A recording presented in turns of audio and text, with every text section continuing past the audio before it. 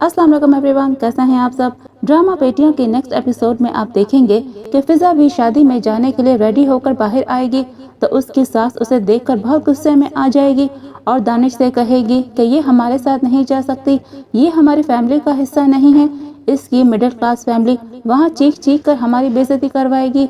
दानिश को फिजा के बारे में ये सब सुनकर अच्छा नहीं लगेगा और वो अपनी माँ को चुप करवाएगा और कहेगा कि बस कर दें आप, ये बीवी है मेरी और जहाँ मैं जाऊंगा ये मेरे साथ जाएगी।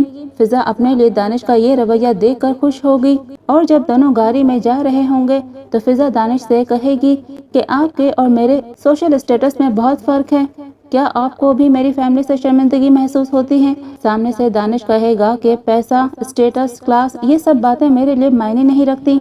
शादी में दानिश का शुमाइला से हंस हंस कर बातें करना फिजा को अच्छा नहीं लगेगा और फिजा की ये बेचैनी उसका देवर देख लेगा और अपनी भाभी के पास आकर उससे कहेगा कि इंसान को कभी भी अपनी जगह खाली नहीं छोड़नी चाहिए क्योंकि खाली जगह भर जाती हैं। फिजा अपने देवर की बात समझ जाएगी और दानिश के पास जाकर उसका हाथ पकड़ेगी तो दानिश को ये एहसास बहुत अच्छा लगेगा।